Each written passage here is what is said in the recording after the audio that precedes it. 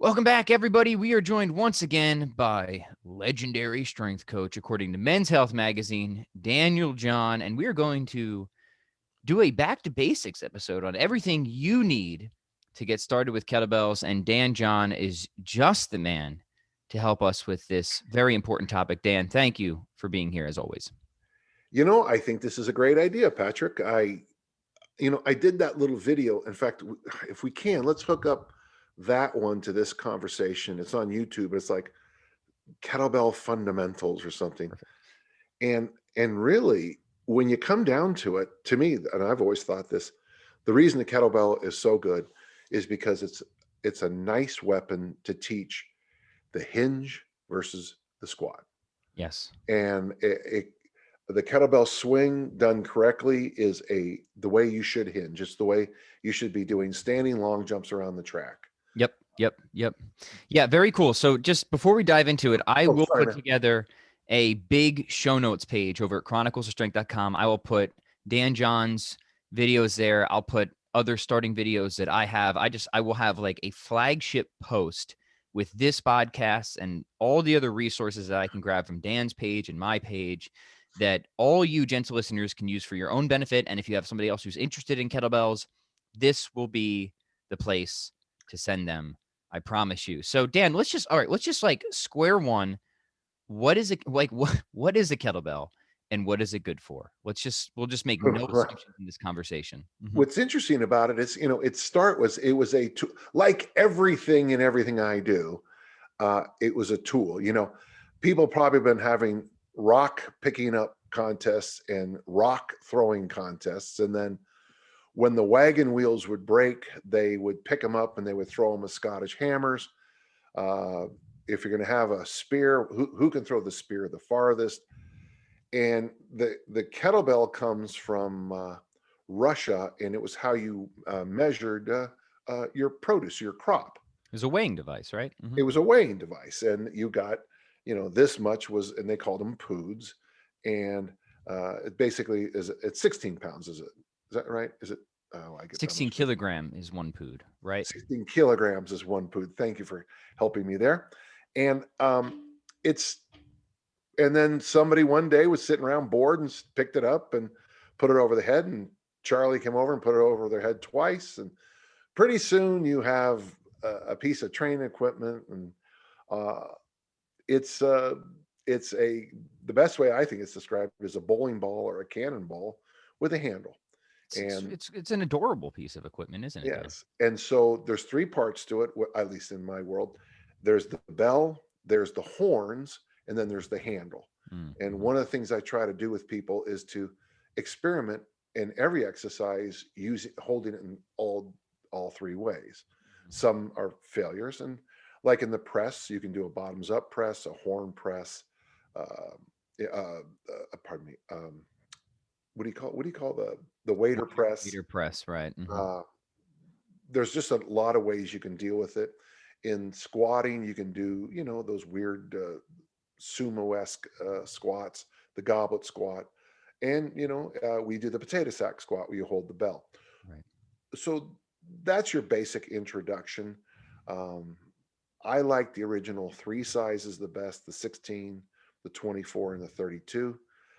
But I go online now, and I don't think there is a number combination that there isn't a kettlebell for. This is true. Yes, right. Yeah, the old days. Oh, the glory days, as we used to call them. Glory days, yeah. All right, so very good. The kettlebell, it's like a gym with a handle or a cannonball with a handle. It's very compact. Its compact design is convenient for many purposes, which is our next question here. And I guess all the questions, or most of them, will be coming from me today, Dan, just to kind of probe this conversation is, okay, that's what a kettlebell is.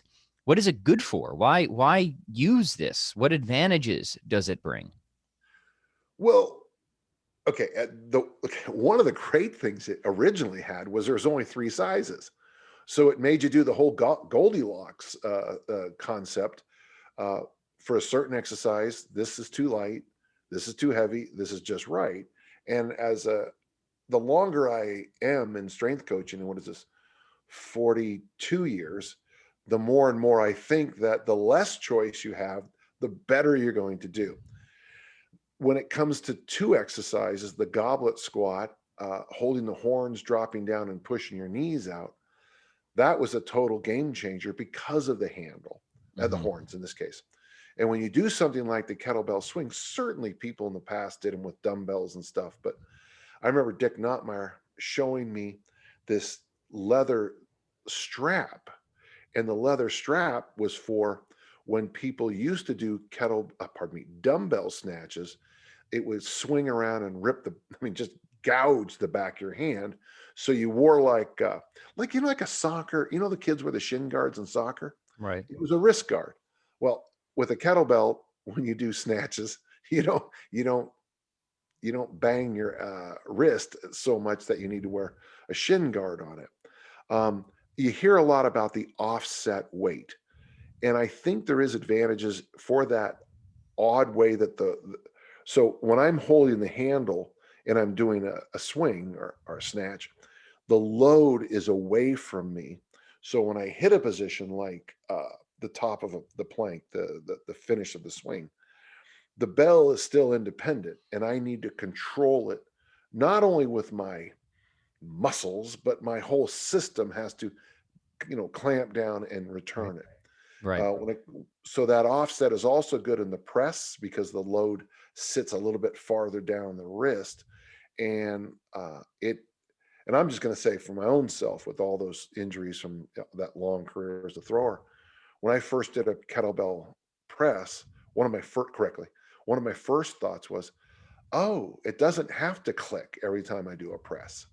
And so that, because where the load was, I was able to press and swing away a little bit. Yeah. So let me be curious if you agree with this. Sorry, I'm trying to put my tea somewhere and I realize I have nowhere to put it. So I'm just going to hold it. I sometimes describe the kettlebell as sort of the Swiss Army knife of functional fitness. It can do a lot of things very well, even if it isn't the best tool for any particular job. So, or another way of putting is it will give most people most of what they want fitness wise most of the time. The kettlebell is good, if not great, for developing strength. You can put muscle on with it. If it does have I want to talk about your idea of killer apps. If it does have a killer app, definitely complexes like armor building, which you promote a lot, and metabolic, like because of its compact design and how you can flow from exercise to exercise very seamlessly between the ballistics and the grinds. Types of flows and complexes are just really well done with kettlebells, but it also is a good tool for mobility and flexibility. You have the halos, and I know me and you both talk about get-ups.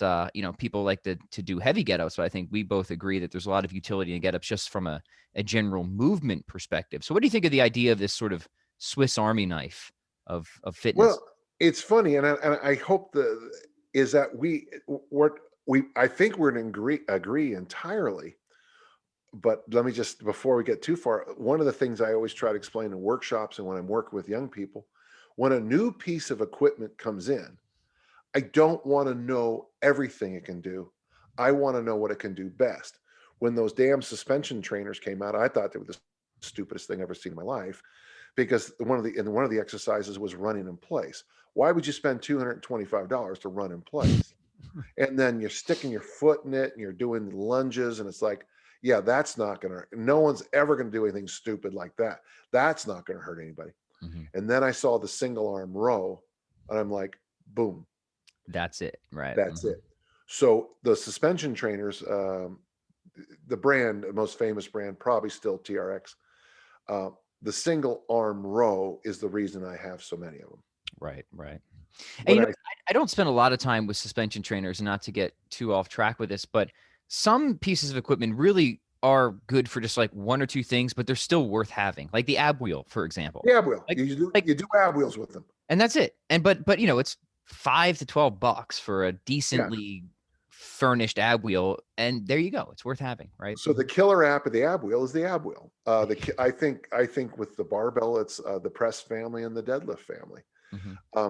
So for me, the killer app for the kettlebell is the kettlebell swing, and that it's the perfect tool for that. And I also think that the get up and the goblet squat, so much so that I wrote a book called Hardstyle Kettlebell Challenge with just those 3 exercises. It's a great book, and I'm going to link that in the show notes as Well, well. and gentle listener, if you buy one, that'll be a total of 9 copies. So that'll be very exciting. You know, I think the book is good, but boy, you know, it's I have nothing but praise for that book because it gets right to the basics. If people enjoyed this conversation, I'll give 2 plugs. I have a $1 ebook on Amazon called Introduction to Kettlebells, and then Dan John's, if you want even better instruction and more depth, the Hardstyle Kettlebell Challenge is really just it's the perfect introduction. Mm-hmm. And I give you lots and lots and lots of workouts in there. And I'm not selling the book, but I'm trying to jazz with your concept, jazzing, as you've seen Soul. I'm jazzing with your concept. Here's the thing, gentle listener. I learned something today. I had never realized what a brilliant point Pat was making until just now, that the kettlebell is an ideal tool for complexes.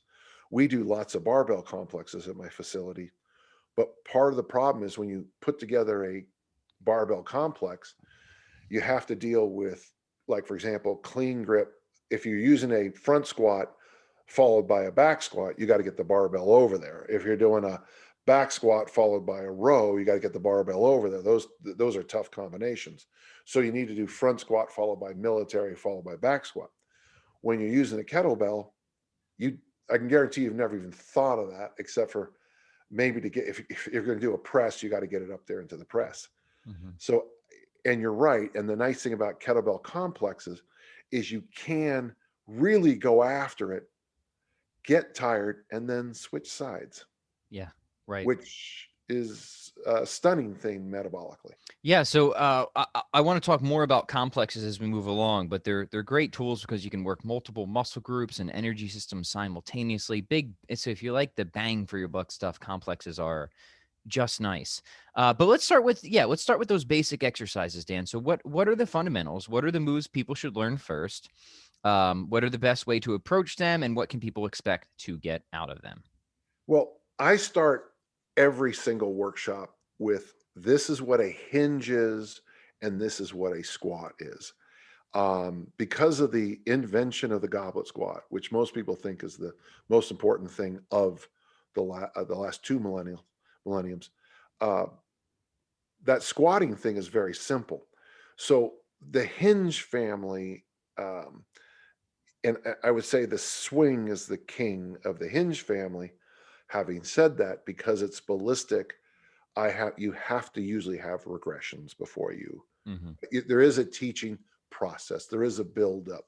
You know, I was explaining to somebody last night, she's doing RDLs and her lower back hurts sometimes. And so Romanian deadlift, sorry folks. And so she shows me the exercise, and she's going hamstrings, hamstrings, hamstrings.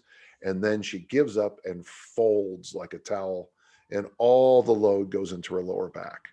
Mm-hmm. And so it was an interesting conversation with her, because she thought she should just keep going deeper and deeper, because that's what everybody does in a gym. If this is good, more has to be better, which is rarely true. So what you need to learn to do is not squat your swing, right? Not fold your swing, but to hinge your swing. Right. Find that sweet spot. Mm-hmm. So the most important thing is first getting clarity between what a hinge is and a squat. A hinge is maximal hip bend. A squat is maximal hip bend. Right. A squat is also maximal knee bend, but a swing is minimal, or I even explain it now, enough knee bend. I like that. Yeah, enough knee bend. Part of the reason I want to do this conversation, Dan, is yesterday I was working with a priest friend. Father John came over because he wanted to learn some kettlebells. And interestingly enough, Father John's got a strong background in Irish dancing. So he's a relatively athletic guy. And I was like going through my stuff. I'm like, wow, I just don't have like a simple like entry on on kettlebell. Like what the heck am I doing here? Right. So I need to do an episode with Dan John on this, but I use those cues because it's true, right? Let's start by demarcating a swing from a squat. And what I was trying to focus on is, whatever else the differences are, in a hinge, your butt goes back. So think you're kind of reaching it back to the wall behind you. So, you'll reach the butt back to the wall. In a squat, your butt goes down. So butt goes to floor versus butt goes to wall, right? I think these are like just trying to make it as simple as possible. And then if you can get that, then you'll see, yes, with when butt goes down, hips are bending and knees are bending simultaneously and maximally. When butt goes back to wall, hips are bending a lot more and the knees just kind of follow. They bend just enough. They glide. Yeah, they glide. They glide. That's good. So that's why I think, and when you get my little video up there, I always start, always at certs, with the wall drill. Everyone stands next to a wall and you push your butt into the wall.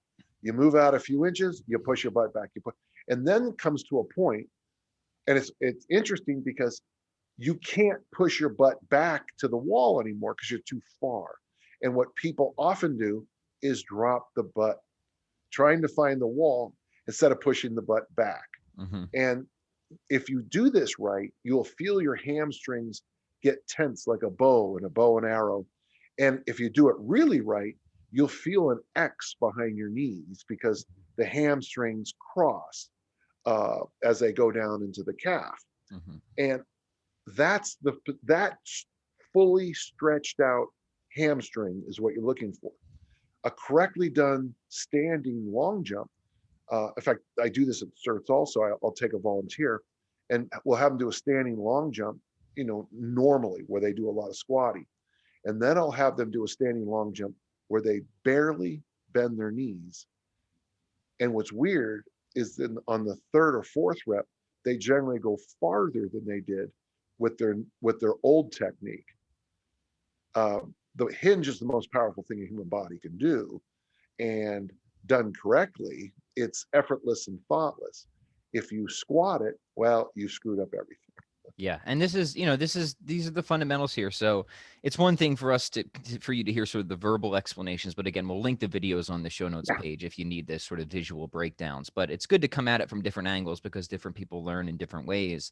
And some of these cues and visualizations can be helpful in ways of just watching a video, aren't in many respects. Okay, so the hinge is what we're building towards to get to the kettlebell swing. So Dan, if you had to progress somebody to the swing in the fewest steps possible, what's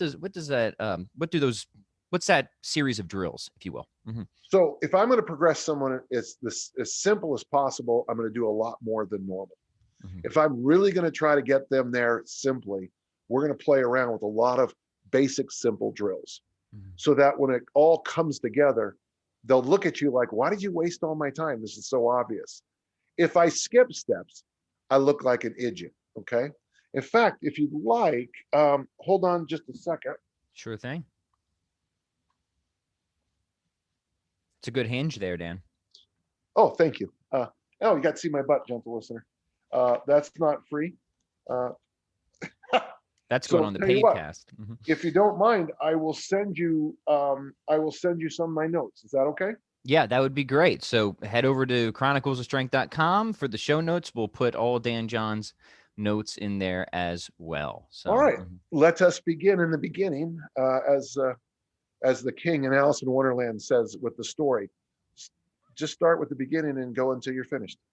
So the very first thing I do is I go to the wall and I write up what I call the hip displacement continuum. This is a squat and this is a hinge. And I also will teach something is you get on your knees, Patrick. It's called a kneeling plank, and you squeeze your butt cheeks as tight as you can. And you squeeze your quads as best you can. And that is the position you're going to finish in both the squat and the hinge. So the finish of the squat and the hinge physically is going to look alike. Tight, taut buttocks, quads locked out, abs contracted, lats engaged. From there, we move on, and there's a couple of drills. The first off, sometimes I'll just have people practice. It's called the V drill. You take your hands like this, and you stick them in the Adonis place, and you push your butt back. Or I've moved on to Stu McGill's idea called the short stop.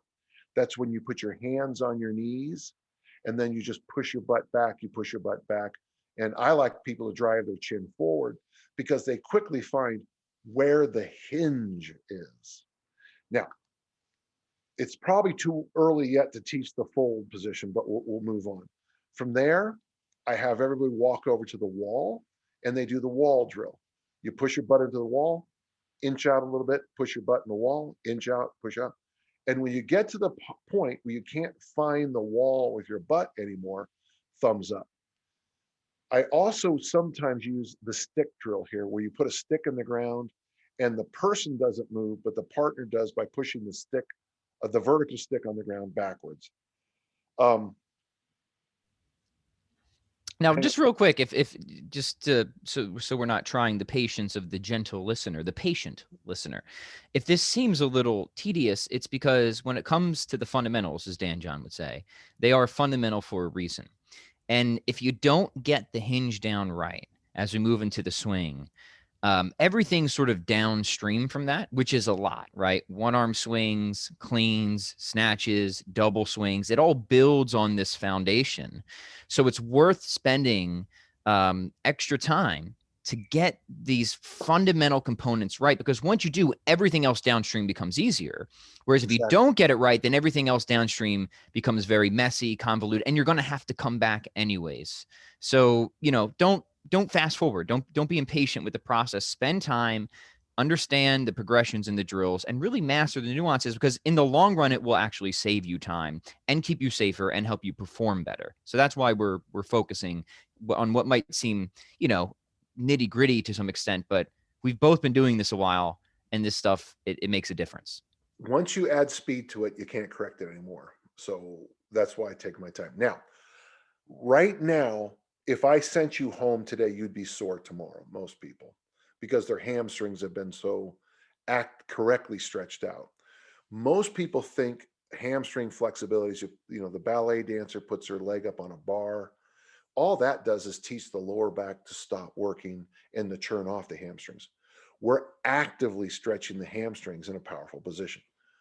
Once we've shown the wall drill, then I stop and I slide to part 2, which is going to be the plank. And there's 3 exercises. The first is the push-up position plank. So everybody gets down on the ground, heels are together, knees are together, hands on the ground.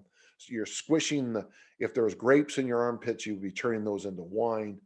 Because to me, that's the finish of the swing, is the push-up position plank.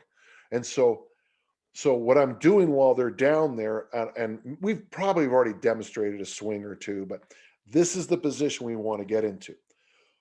We can do that whole thing where you push them and you pick up their hands and you move them. And that's all. I think that's got great value. Relax, shake off the tension. Then we flip onto our back and we do what's used up in Canada is called a glute bridge.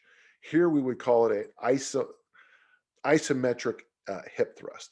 So you lay on your back, you put your feet flat on the ground, and you squeeze your butt cheeks and you drive your whole lower body, your shoulders stay touching on the ground, and you drive your whole lower body up to the sky.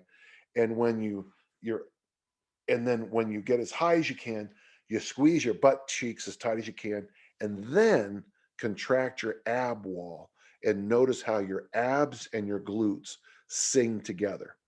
It's an isometric. So the push-up position plank is an isometric. The wall drill and the stick drill are basically isometrics. Push-up position plank, those are all isometrics. That's the feeling I want you to have at the top of the swing. It's a plank. Then finally, we do one final exercise where you stand up, and it's weird because I tell people to stand as tall as they can. Most people raise their chin to the ceiling, which cracks me up because you're taller by being taller. And then they put their hand, they arms go straight out, push up position planks. You're squeezing the grapes out with your armpits. I tell them to stack their hands and squeeze their hands as tight as they can, tighter, tighter, tighter. And people say, why are my abs contracting? And I'm saying, well, this is how you'll never hurt your back doing a correct swing, is because your ab wall, your anaconda strength, is singing with your glutes. Yes. Yeah. Really good stuff. So we've done nothing but isometrics so far. Now we add load. And the first exercise I do is everyone picks up the bell. I've thrown out another standard one. I don't teach the kettlebell deadlift anymore, connected to the swing. Now you can, but you have to cheat the thing so much. You know, if a man has a 8 kilo bell, he's gonna fold instead of hinge as he drops down. Right, or he's gonna have to jut his knees so far forward. And, right. Or and then someone says, well, you can put up on a box. Okay, good. Now I've got 120 people, and now I got to find 120 boxes. Good luck on that. From there, what I do is I have everyone take the bell, put it behind their back, grab the bell with both hands on the handle. What that does, Patrick, is by having both hands on the bell, naturally your shoulders come back. You will, because you have load. Now the bell's basically probably touching most people's butts. Right. So it looks like a little kettlebell tail there.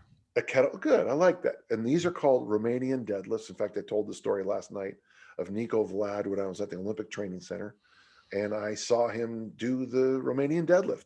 He was Romanian. And so these people who say the exercise doesn't exist, well, I saw it. So shut up. Yeah, that's right. And what we're going to do now is we're going to do the wall drill. I want you to push your butt back into the bell that's there. And all we've done is add a little load. But okay, the reason I've added the load there first is because I know that your shoulders are going to be packed if you have the bell behind you like that, because the weight is making you. Right. Yeah. This is brilliant. And just as a general rule for people who are figuring out these exercises or coaches who are looking for progressions, it's not universal, but oftentimes I've found you can often make progressions better if you start at the top and work things in reverse. So the example here, and Dan, you're absolutely right, is the deadlift itself, fine exercise, but moving from the kettlebell deadlift to the swing is sometimes a little bit messy, because in order for people to get all the way down there and reach the kettlebell, they often distort the hinge mechanics that we just spent a lot of time patterning, right? So yeah, it's just messy. But if you start at the top, holding the kettlebell either in front of you or behind you, like you're saying, then we can hinge just as much as we need and then come back up. So if you start at the top of exercises and reverse it, oftentimes that's a much better progression. And this is certainly true, I think, for other things like cleans and even snatches. I found a wonderful snatch progression is just starting from the top, getting the groove down from the top, and then it just becomes much more natural to reverse that rather than working through all these kind of clunky high pull progressions and stuff like that. That's things idiocy. When I teach the kettlebell snatch, we start with waiter walks. Yeah. Because if you can't waiter walk, you're not going to do 100 snatches. Right. And then from there, I start top down. I teach them to throw it into the hinge, and it'll magically come back up. And if you don't over coach it, the bulk of the people get it right within 2 reps. Yeah. It's there's always that one. And you know what?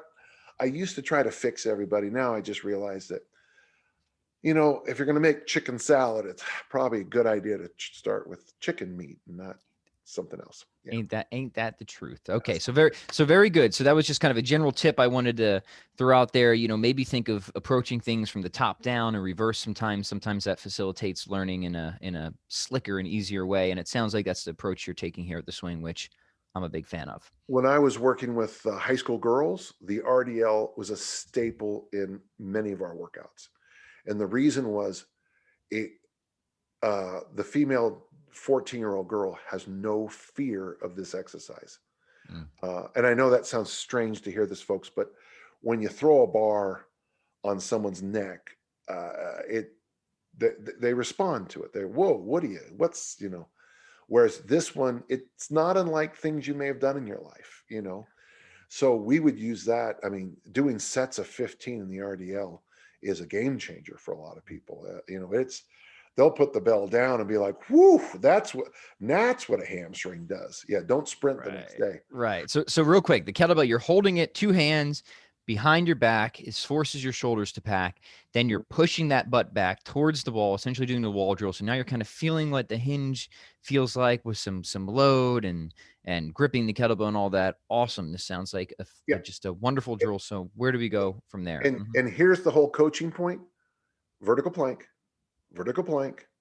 So when they get to the top, you make sure the shoulders are packed, the butt squeezed, the abs are tight. Now push your butt back, and they begin to learn that off on, off on, off on. There is a sequence. You have to be able to turn the abs on and off. You have to be able to turn the glutes on and off in just a moment. It's easy once you really explode. From there, we then move to the waiter's bow. And what's going to happen is you're going to have the handle on the back of your neck in that little slot.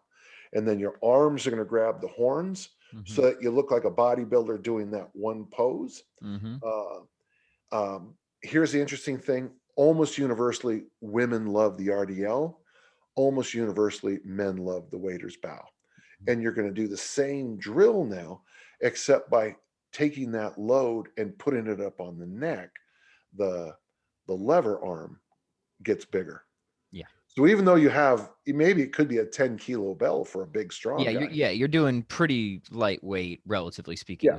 Yeah. And so what we're going to do is the same exercise. The upside of this, on this exercise, now we really can teach the hips to start moving a little bit more flow. Okay. Yeah. Yeah. Love it. Awesome. Okay. So cool. And then this is all working to the granddaddy exercise, which is the kettlebell swing, right? But it's the next two that are the most important. Let's hear it. The next two are a drill I invented and another drill I call the magic drill. Okay. Love it. So what you're going to do now is you're going to take the horns in a curl grip. Okay. Curl grip. And you're going to take the flat part of the bell, the part of the bell that would be on the ground, and stick it into your ab wall. Yeah. Okay. So you're supposed to have your ab wall engaged. Putting a load on it will engage it. You're going to do the exact same drill. This drill is called the Bulgarian goat bag swing. And I came up with it because I wrote an article one time for T Nation. And 2 weeks later, a website claimed to have invented this thing called the slosh pipe. Isn't that interesting? Yeah. 2 weeks after the article came out. Very interesting. Weirdly, the same name. Must be a total coincidence. Yeah. So I come up with stupider and stupider names as I move ahead. And by the way, gentle listener, if all you did was Bulgarian goat bag swings, probably most of our listeners, that's all they'd ever need.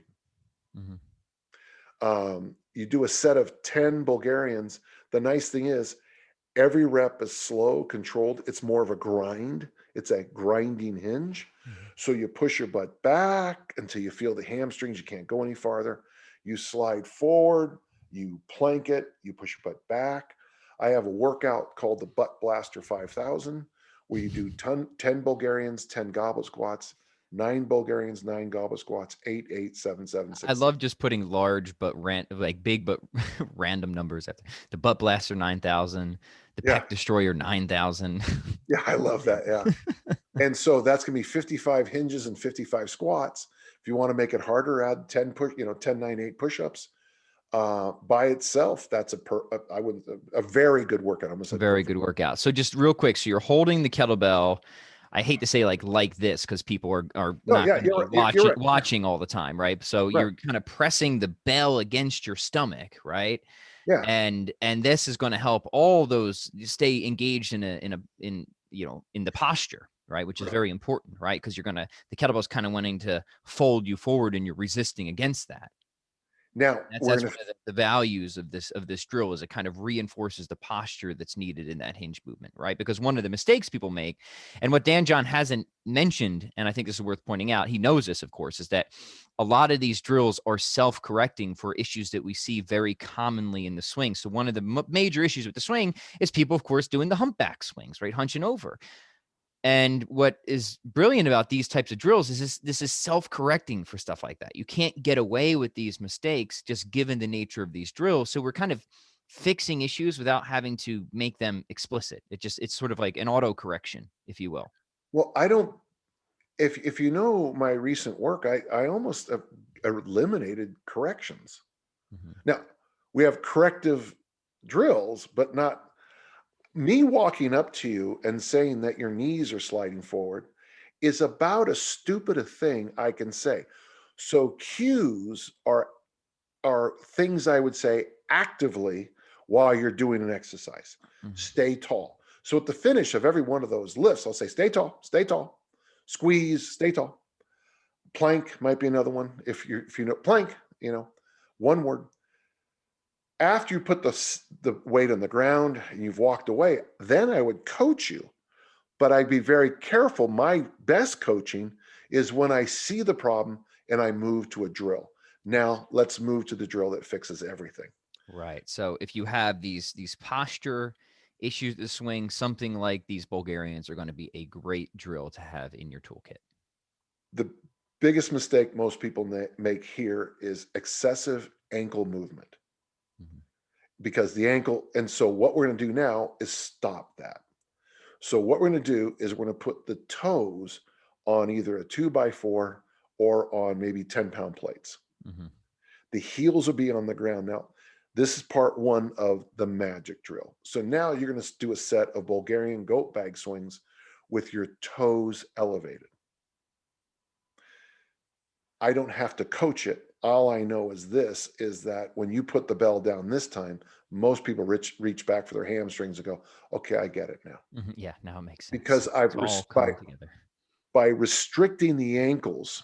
Now it's interesting because when I move to the goblet squat, Pat, I'm going to put your heels on that same 2x4 to help your ankle mobility. I put your toes on it to stop the ankle mobility. And then comes the greatest drill. In fact, I hate the question if you can only do one exercise. It might be this one. I call it the magic drill. It takes a moment to set up every time because you have to put a glute loop above your knees. And then you put your toes up on the toe board, okay? Then I hand you the bell. So here's how I coach this. You push your knees out with the glute bands, you push your butt back, and I will sometimes reach in and spring the glute band. By the way, you can also do this with just simply a mini band. It's not the resistance we're looking at, it's the feel. But if you're sitting, gentle listener, put your hands outside your knees. Fortunately, my chair is about perfect. My hands are outside my knees and I'm pushing out, the clamshell. So when I clamshell and hinge at the same time, all of a sudden the body sings together and says, that's what you're talking about. That's what a hinge is. We're going to stop there for just a moment. Yeah, I like it. So when you're doing the magic drill, are we still holding the kettlebell in that Bulgarian position? It's a Bulgarian goat bag swing with the toes elevated with a glute band. So there's a hell of a lot going on. Yeah, you'll get some looks at the gym when you do this. So when I'm teaching an RKC, I will take the assistants and we will do right now, we'll do about a maybe 10 or 15 minute circuit where one assistant is having everybody do hip thrusts with ab engagement. The next person is doing the wall squat. The next person is doing the magic drill.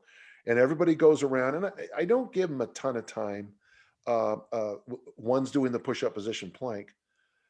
And then we come back and everybody does, at the end of that, we'll do one set of Bulgarians, maybe a set of 10. And everyone goes, oh, I see. Because they've knitted the hinge together. Right. So yes, it's natural and complex, but every single day of your life, you lose it. Yes. So I like to stop and pause here in workshops because it's very important that everybody understands this is where we want to be when we're doing this. That's the feeling you want, except 100,000 times faster. Sometimes right. This is the work, right? We've really done the work at this point. And, the sort of the more work you kind of put up front in these initial preparatory stages, the less work you're going to have to do again later. And the more quickly you'll be reaping the benefits of kettlebell training while avoiding many unnecessary injury risks. So I hope that I can't emphasize that point enough, because so the tendency is people with anything that they kind of want to rush ahead, right? And we're saying, no. And like, let's be frank, like this stuff doesn't take a lot of time. Like if you just spend a couple days, like you're totally new to kettlebells, you just put maybe at least one day, but a couple days, and you just really focus on this stuff, that's going to really serve you. That's going to give you such a solid foundation that I promise you is going to save you so much time and potential agony downstream. So there's a more general lesson here about not wanting to rush a process in general and trusting the process, which we've talked about many times, but I just want to press the point a little bit. Yeah. And I tell the candidates this right now. Listen, folks, if tomorrow morning you wake up and your hamstrings are sore, I'm a great coach. Mm-hmm. But if you wake up tomorrow and your lower back's hurting, you weren't listening to me. Mm-hmm. And yeah, we all laugh at that, but that's the truth. If your lower back hurts, you're not hinging. Yeah, if your lower back hurts, it's your fault if you feel great. There's a stop right now in the workshop. Mm-hmm. And there's a point I want to make, but I can't make it yet because there's too much going on in the skull right now. Mm-hmm. We then, in a workshop, segue to the goblet squat. So we just learned the hinge. So I used to think, just keep going in and then look, but I realized that we actually need a mental break. You put it in the crock pot and you got to let it sit a little bit. You got to let the juices seep in, right? So the first thing I teach in the kettlebell in the goblet squat is stance. And I teach stance like this. Everybody jump. Everybody jumps. Jump again. Jump a third time. Look down. That's basically your squat stance. Yep. First time people will have a weird position. Second time it'll be weird. But in the third jump, almost universally, their hips are their heels are underneath their hips and their toes are slightly out, appropriate to the way God made them. Good drill. Then I tell them to take their right elbow and push their right knee out. I tell them to take their left elbow and push their left knee out, and then put their hands together in prayer and push them out even harder. Mm-hmm. Let your butt sink to the ground. And I say, congratulations, you just learned how to squat. And then we load them up with a bell, holding the horns, and I have them drop down. We push the right elbow pushes the right knee out, the left, and I sit down there. Then we do some curls in that position so that, you can build up those armacondas. Nothing wrong with that. And then sometimes we do heartbeats in that position. A heartbeat is when you throw the bell out horizontal, you just throw it and bring it back. It's great posture drill. Great posture, great ab drill. And it also exposes people who had bean burritos for breakfast, which is always kind of funny. What I'm doing now, even at certs, if it works out, is I give everybody a broomstick and they drop to the bottom in the goblet squat. They curl the weight to the ground. They pick up the broomstick with a wide stance, put it over their head, stand up. Mm-hmm. It's an overhead squat back down, put the stick to the ground, curl the weight back up, goblet squat. Yeah, I have people doing overhead squats in about 10 minutes. And I've got a lot of videos on that on my YouTube channel. I think I have 2 or 3 now. And the idea on that is I'm trying to show them that overhead squatting has nothing to do with most people with shoulder flexibility. There are some who are jacked up, hurt. But the overhead squat's problem for most people is they're not squatting. Mm-hmm. And so what I've done is I've showed them now an authentic squat. Here's the funny thing, Patrick. This is by far the fastest part of the workshop. I teach the goblet squat to the overhead squat in 4 to 10 minutes. It's so fast. I've seen you do it. It's magic. And I stand there and I'm like, I remember one time with Pavel, we're down in UCLA and I look around and there's 125 people all in perfect bottom positions. I said, well, what else do you want me to teach them? Yeah. And he laughed and he said, I just can't believe it. And I go, I know. Then here's the deal. If we send everybody back and they start overcoaching it, everybody's going to forget how to squat. Okay, so that's stop point number 1. What I do sometimes now is we do our first workout. It'll be a version of the butt blaster. It'll be the butt blaster 2000. Mm-hmm. 5 Bulgarians, 5 goblets, 4 Bulgarians, 4, 3, 3, just 15 hinges and 15 squats. Yeah. And for beginners, these ladder type workouts are just so good for just getting a sweat, taxing the muscles, but also really mastering the drills. So Poor coaches talk on reps 5 and 4. Let them figure out the hinge versus the squat. And all of a sudden, as the accumulation of fatigue kicks in, the breathing goes up, everyone suddenly smooths out. Okay, so we've just combined the hinge and the squat.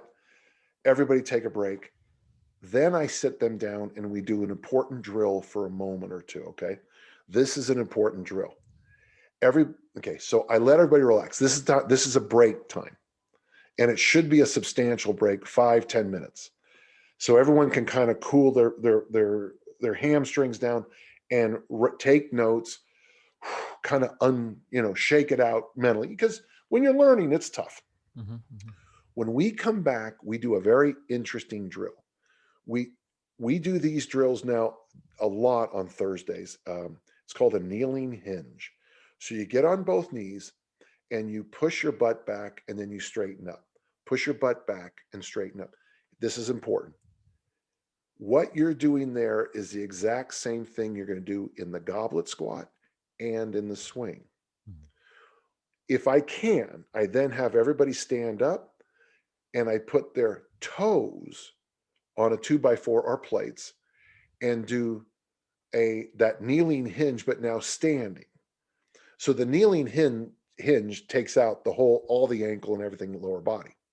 Now I'm just taking out that ankle and we do hinges. Then we scoot forward, we put our heels on there and we squat down. It's really hard to do a hinge with your heels elevated. Okay. Okay. Now most people go look at me like, well, why did I waste my money? This is so simple. And I want to slap them because you don't realize how hard I work to get here. There is a big coaching point right now that has to be gone over. And it's called folding, like you fold a towel. And it's an error. And this is how my friend who I was with last night jacked up her lower back. So once you begin to hinge, you push your butt back, you push your butt back, you push your butt back. If you have 200 different people in a room, their hinge is all going to look at the finish a little bit different. The 7'4" person is going to look different than the 4'11" former gymnast. If you add all, okay, folding a towel, everyone just take their hands and you fold a towel. If you decide to stop pushing your hamstrings back, because you physically can, and just let your back go down lower to the ground, I call that folding. And that's when your lower back is going to be all by itself. And that's where you hurt your lower back. Now, it's in the videos that I have, Patrick, but in fact, I think I have one of them. I think I have Jeff Hemingway for sure in it. And Devin, I think, is the other person. And we show this drill. But once you fold, so I'm hinging. Now I just let the back free fall. Ow, my back hurt. Folding is an issue. And it's interesting because when I teach it, then it makes sense. So we all do an unloaded fold. And they all go, oh, this is why my back hurt when I was getting ready for the certification. This is why, because you're folding. Instead of having an active, tight hamstring, you're just letting the back go down. Right. And all you need to do is hinge enough. If you're going to try to lose your stuff on a kettlebell swing, try to overplank it. Overplanking the swing at the top is far better than trying to get more out of the hinge. Yes. It's like if you're going to do a standing long jump and you put your forehead on the ground, how far would you jump? Not very damn far. Do a standing long jump by putting your elbows on the ground. You're not going to jump very far. Right. So important, because one of the very common things that we still hear, and I'm sure a lot of other people hear, is I thought I was going to like kettlebells, but then they hurt my back, right? But And then they it's hurt. because you didn't do the magic drill. So when in doubt, folks, put your toes up on something. If you don't have a band, make sure you kind of mentally stress pushing out a little bit and do those Bulgarians until your hamstrings are beach ready. Yeah. So one thing I want to that I've been playing around with, I want to throw your way. I've been having a lot of fun with. I think this could work well with both the drills and swings themselves, as I do swings of sets of swings until almost ugly. And what I mean by that is I'll get, a 28 kilogram, and I don't have a prescribed rep range in mind, but I'll just as hard and as pretty as I can, and until there's some noticeable drop in um, aggressiveness or prettiness. Like once the rep quality drops any noticeable amount, I'm like, okay, that's a set. And for me, if I'm using like a 28 kilogram, which I really think is like the magic bell in many respects, I like that. Yeah. is that could be anywhere between 10, maybe 15 at most, like usually 25 reps. Like if you're really putting the oomph into it, right? Like chances are you're not going to be, at least for me, I'm not knocking out 100 like really sharp, crisp, powerful. That's my knock on the 10,000 swing challenge is to get to the 500 a day. You have to compromise the amount of hit. Patrick, when I do good swings, the kind that get me ready for Highland games and discus throwing, Yep. I max out at 10. Yeah. Right. Because I'm throwing the bell like I'm throwing the discus. It's aggressive. It's aggressive. And I don't think that they say that you can't, ease off and do some, I guess, more moderate intensity swings every now and then. But what I've been playing with is exactly just this, right? How aggressive can I be for as many good reps? And then when I'm done with that, 10 reps, 15 reps, it's usually not a lot. Heart rate is jacked. I put it down, and then I'll just do some auxiliary exercise, usually basic. Maybe I'll do a pressing ladder in between. Yeah. One press right, one press left, rest. Whenever I feel ready, set of swings, 2 presses right, 2 left, rest, set a swing. And the swing reps will typically vary. Sometimes it's 12, maybe it's 10, maybe I only get 8 a set. And I'm like, okay, no, there's a drop. So you just have a basic paired with a basic. It takes, I don't know, 20, maybe 30 minutes at most, depending, how much coffee I'm sipping between. And it's a fantastic routine. And I'm just doing the basics, right? I've been doing this kettlebell thing for a long time now, right? And I'm still just getting so much out of these basic exercises. So what do you think of something like that? Well, I love it. And I like hearing it said because when I hit my magic place last month, I don't know if you know this, but I lost 14 pounds doing the 10,000. Folks, I'm not a fat ass. I mean, I am trying to lean out. So I have a grandson coming. I want to be part of his life. But I did 500 swings a day and double kettlebell presses. And my body loved it. I love this. Anytime you say swings, push-ups, swings, presses, you had me at hello.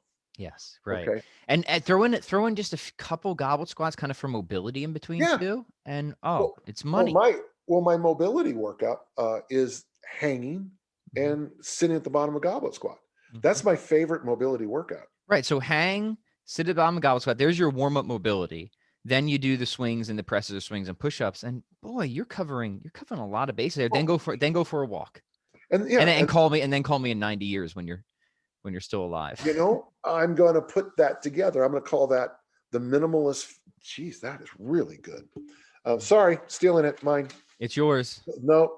Fair enough. We put it out there. It was up for grabs. But yeah, to reiterate to the gentle listener, goblet squats hanging for mobility. Just get the body limbered and feeling good and reminding, your hips how they're supposed to work. Then just some good hard swings. You don't even need to get technical with how many reps, just until they're almost ugly, right? Until you notice that, okay, I've lost a little spunk here. Yeah. Put it down. Then practice a basic strength exercise, presses, push-ups, whatever you want to do. Or I guess if you got a pull-up bar, you could even do some pull-ups or chin-ups. Yeah. And there you go. And then go for a nice long walk outside, get some vitamin D after that. And yeah, I'm loving this. I want to ask you a favor, Patrick. I would like to make this a two-parter. Yeah, please. Yeah. I mean, I can't believe we're almost going for an hour. So this is awesome. If you This is don't great. mind, and we don't have to, we can just do an extra session this week. Yeah, I'm down for that. I think this is a good natural break point. And this No, is, no, no. That's exactly where I want to stop, because now we're going to start talking about moving on to the ballistic. So, gentle listener, here's the key when I teach. I believe that we're working primarily with the nervous system when we're teaching movement. Mhm. Shocking. I just came up with that. All right. But I believe that we can win. Oh, sorry, it's a Utah State thing. I believe that you first have to show the body where we're heading. When you learn to type, they show you what key is what key, right? They don't say, okay, start type A. Where's A? They tell you that A is this key right here. Oh, okay, now press it. Okay, good. So I first like to show the body, we want to end up in the push-up position plank. We want to be in this glute bridge position. We want to be in this hinge position. Hold it, feel it. And then we move into it slowly. And then if something comes up when we're moving into it slowly, then I stop the body part that's sitting. Yes. By putting the toes on, putting the glute band on. By the way, I just feel it's such a great drill, and it changes everything. So it became the magic drill. Love it. And once you understand the isometric positions you're trying to get into, you grease up that movement at the pace that's appropriate for you. And then maybe we can speed it up a little bit. And now we're going to move in to the faster movements. Yes. I don't want to say that I'm unique in coaching about this, but this is the lesson I learned from coaching the discus and javelin, hammer and shot, is you can't think through a ballistic movement. Thank you, Brian Oldfield, for teaching me that.